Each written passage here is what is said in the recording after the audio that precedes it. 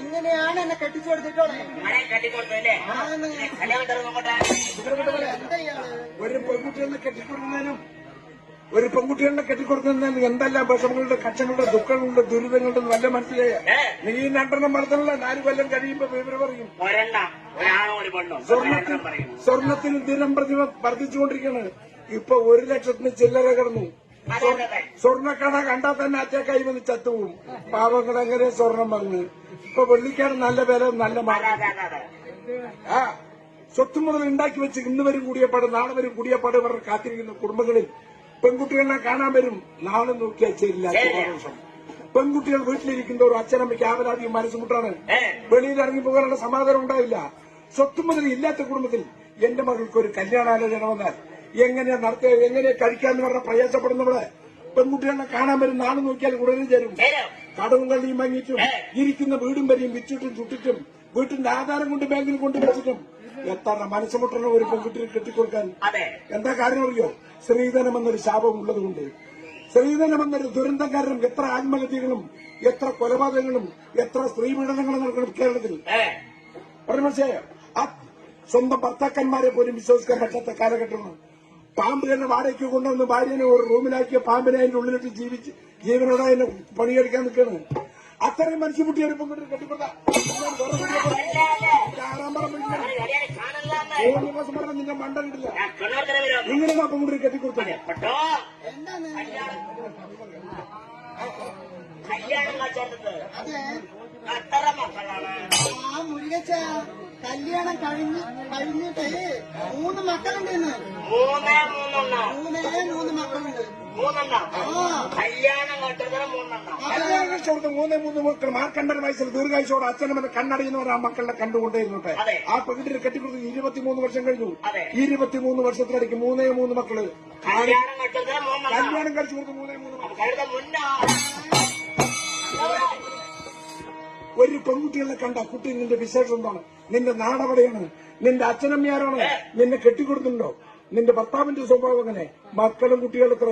കുടുംബ വിശേഷം ചോദിക്കുക. അന്തസ്സും അഭിമാനവുമുള്ള കുടുംബത്തില് കെട്ടിച്ചു കൊടുക്കുന്നതിന് മുമ്പ് പെൺകുട്ടികളെ പ്രസവിക്കാറുണ്ടോ? നമ്മുടെ കാര്യം അറിയണം. അങ്ങനെ പറഞ്ഞാലേ എന്റെ അടുത്തുള്ള നാവത്തളപ്പളം പറഞ്ഞത് നിന്റെ അടുത്ത വീട്ടിലെ നാവ് വെച്ചല്ലേ? നിന്റെ അടുത്ത വീട്ടിലെ നാവ് വെച്ചല്ലേ ഞാനറിയും. അപ്പൊ നിങ്ങളെന്നല്ല അങ്ങോട്ട് ഒരാളുടെ കണ്ട് പരിചയമുണ്ട് എന്ന് പറയുമ്പോഴേക്കും ഞാനവിടെ നിത്യം പോക്കും വരവുണ്ടെന്ന് കണക്കൂട്ടാൻ ഞാനെന്റെ കൂട്ടുകാരൻ മാണിക്കാനെ പോലെയുള്ള ആളാണ്. എടാ കുട്ടി നാവ് വെച്ചിക്ക് ഭർത്താവുണ്ടതാ. അതിന്റെ ഭർത്താവിന് നീ കണ്ടിട്ടില്ല പറഞ്ഞ പിന്നെ മക്കളും കുട്ടികളും ഭർത്താവും ഒന്നുമില്ല, വിധവ പെൻഷൻ വാങ്ങി വീട്ടിലിരിക്കുന്ന വിചാരം. നാവ് വെച്ചിക്ക് ഭർത്താവുണ്ട്. അയാള് മൈസൂർ വാളുപണിയല്ലേ? അവനവൻ ജനിച്ചു വളർന്ന നാട്ടിൽ തന്നെ ജോലിയോ പണിയോ ചെയ്യുന്നത് വല്ല നിർബന്ധമുണ്ടോ? നമ്മുടെ കേരള സംസ്ഥാനത്ത് എത്ര ചെറുപ്പക്കാരാണ് വിദേശ രാജ്യത്തിൽ പോയി ജോലിയും പണിയും ചെയ്യുന്നത്?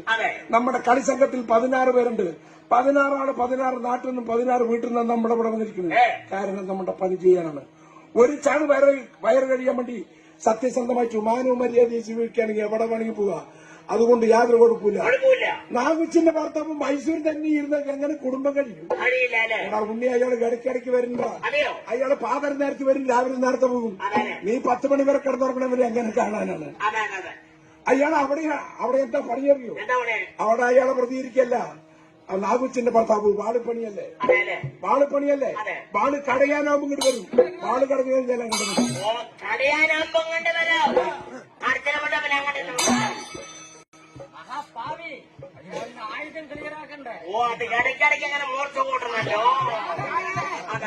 ഒരു കുട്ടി കാര്യം അങ്ങനെയൊക്കെയാണെങ്കിലും 2 ആഴ്ചക്ക് മുൻപ് ഒരു യഥാർത്ഥം നേരിൽ കാണാനുള്ള സന്ദർഭമുണ്ടായി. യാദർച്ഛികമായി പാലക്കാട് ജില്ലാസ്പത്രിയിൽ പോയി. അവിടെ എത്തിയപ്പോൾ നാഗുച്ചി പ്രസവിച്ച വിവരം ഞാൻ അറിയുന്നത്. എന്തായാലും ആ കുട്ടീനെ ഒന്ന് കാണാൻ പറഞ്ഞ പ്രസവപാറ്റിൽ പോയി നോക്കണം. ഒരു കുട്ടി കറുത്തിട്ടാണെങ്കിൽ കനകം പോലിക്കുണ്ട്. എന്തൊരു സൗന്ദര്യമാണ്, എന്തൊരു മഹാലക്ഷ്മിയാണ്. ഭഗവാൻ അങ്ങനെ ഉദിച്ചു ഉയരുമായിരിക്കുന്നത്. പക്ഷെ ആ കുട്ടിയുടെ മുഖത്ത് നോക്കുമ്പോ എനിക്കൊരു ബലമായൊരു സംശയം. ഞാൻ എവിടെയോ കണ്ടു മറന്നുപോയത്. ഒരു 10-20 വർഷത്തെ മുൻപ് എന്റെ ഒരു ആത്മാർത്ഥ സുഹൃത്ത് മരിച്ചുപോയിട്ട് അയാളുടെ വീണ്ടും ജീവനോടെ കാണുന്ന ഒരു പ്രതീതിയുണ്ട് ആ കുട്ടിയുടെ മുഖത്ത് നോക്കുമ്പോ. ഇന്നലെ കണ്ടപോലിരിക്കണു. എന്തായാലും നീയും കണ്ടവനല്ലേ?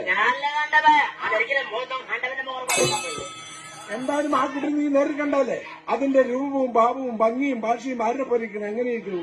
എനിക്ക് തോന്നുന്നത് നമ്മുടെ കൊട്ടുകാരൻ മാണിക്കനെ പോലെ ഇരിക്കുന്നു. ശരിയെന്നെ ഇതേ ചായ നൊങ്ങട്ടി പുറത്ത് അത്ര നീളമുണ്ട്.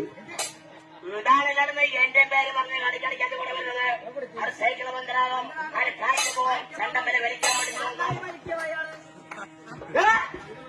അതാരാണ് വിചാരിച്ചിരുന്നത്? അതാരാണ്ട് കേട്ടാ എന്റെ സ്വന്തം മരിയമ്മയാണത്. ആരാ? എന്റെ സ്വന്തം മരിയമ്മ. വലിയമ്മ കഴിക്കുമ്പോൾ ചെയ്തോ? ഇങ്ങനെ നാപ്പം കൂടെ കെട്ടിക്കൊടുത്തതും കുട്ടിയും മക്കളായതും ഭാര്യയും ഭർത്താവും മക്കളും ഒരുമിച്ച് സന്തോഷമായിരിക്കുന്നു. വേണ്ടാത്ത അനാവശ്യം ഒരു ഇൻട്രസ്റ്റ് ആയിട്ട് ഒരു മലയാളം ചില്ലറ എന്താണ് നിന്റെ അപ്പന്റെ ഭാര്യ പണം എന്റെ അടുത്താണ് ആടെ ഭാര്യ തല കാര്യം മുന്തൂമേ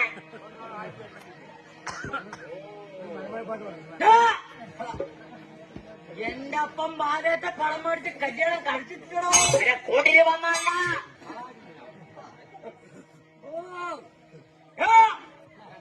എന്റെ അപ്പം ബാധത്തെ പണം മേടിച്ചിട്ടില്ല. കൂട്ടിന് വന്നാണല്ലേ? ആദ്യപ്പോ ചോദിച്ചത് ചോദിച്ച മനസ്സിലാക്കിട്ട് വേണ്ട കുട്ടിയേറ്റവന് ആദ്യം വെളിവരെ ബന്ധകാലം നടത്താത്ത വെളി വന്നത് അവിടെ വെളി ബന്ധമില്ലേ? അങ്ങനെ കൊണ്ടുപോയി. ഓ എന്താ നിങ്ങൾ ഒരു ചോദിക്കുന്നത്? ഇൻട്രസ്റ്റ് ആയിട്ട് ഒരു മര്യാദ അങ്ങനെയാ പറഞ്ഞ കേട്ടോ. അറിയാം.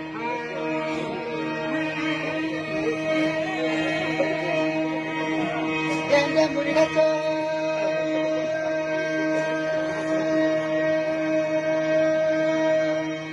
Wow!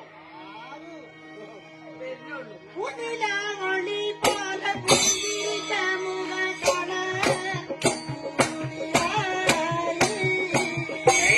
ആരോടി പറയട്ടെ മനസ്സിലെ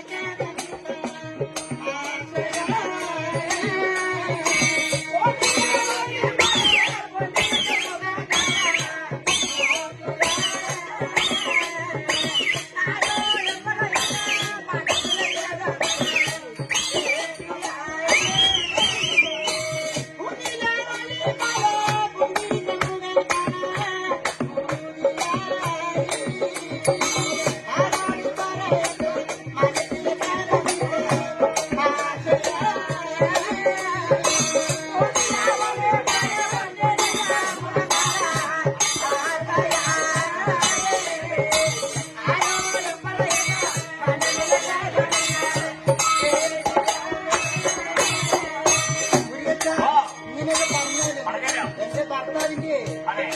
നാട് എവിടെയെന്നറിയോ? ഓടിയാണ്. അറിയില്ലല്ലോ. അറിയില്ല. പറഞ്ഞ കേട്ടോ. പറയട്ടെ.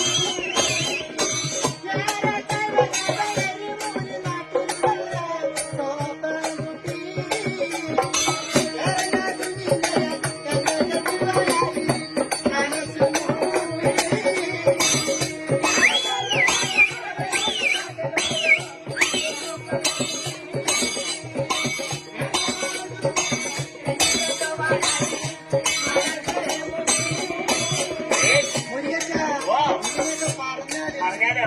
ഞാൻ കുട്ടി അറിഞ്ഞത് എപ്പോഴാണ് അറിയുള്ളൂ? പപ്പടാണ്.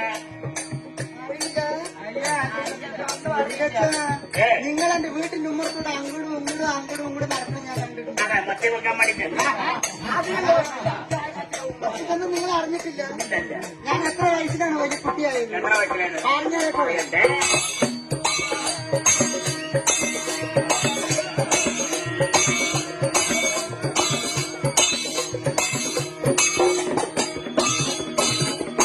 പ്രായപതിമൂന്നിൽ നല്ല കുട്ടി ഞാൻ അറിയുന്നു. പല നാട്ടിലുള്ള ജനം തിരിഞ്ഞറിയുന്നു. ജാതകം ചേർത്തയില്ല തിരിച്ചവർ പോകുന്നേ.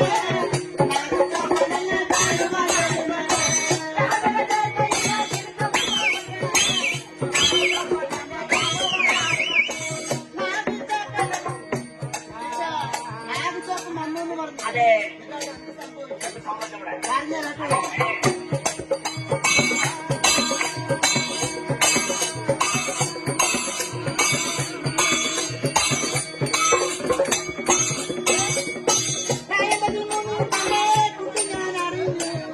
നാട്ടിലുള്ള ജനം തിരിഞ്ഞറിഞ്ഞു വന്നു. യാതൊന്നും കേട്ടില്ല തിരിച്ചവർ പോകുന്നു.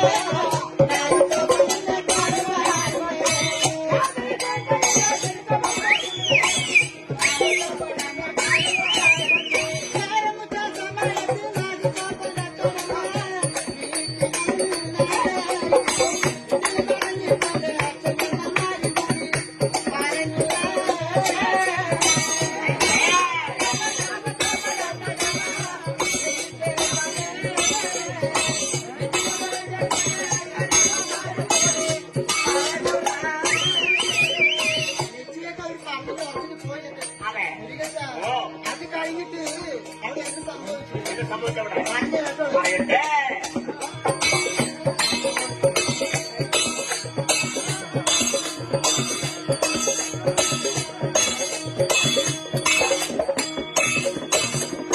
കല്യാണം മുറച്ചപ്പോ മനസ്സന്റെ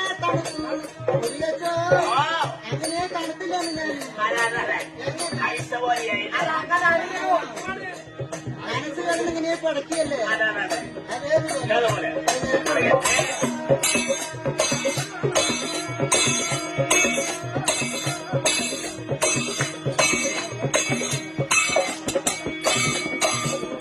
കല്യാണം മുറച്ചപ്പോ മനസ്സിന്റെ തണുത്തു നല്ല ഞാൻ വീട്ടിന്റെ വാതിൽക്ക പോയി ഒളിച്ചു വാങ്ങിച്ചു നിന്ന പണിന് അച്ഛനമ്മ വിളിച്ചു കമ്മടം ചോദിച്ചപ്പോ ഞാനിപ്പോ ജീവിച്ചു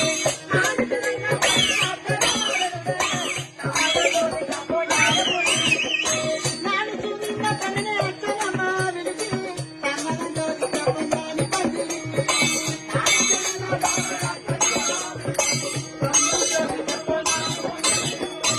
കല്യാണം ചക്കാനായി വീട്ടിൽ വന്നിരുന്നല്ല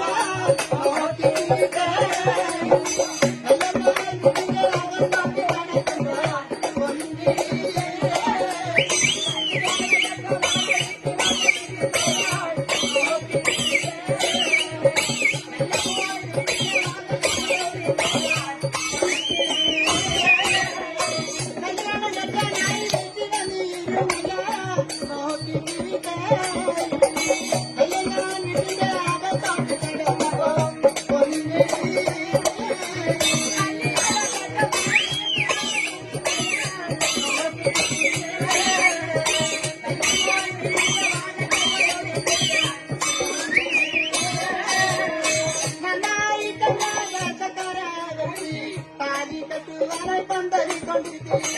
അന്ന കൂട്ടാലി അയ്യ കെട്ടിയ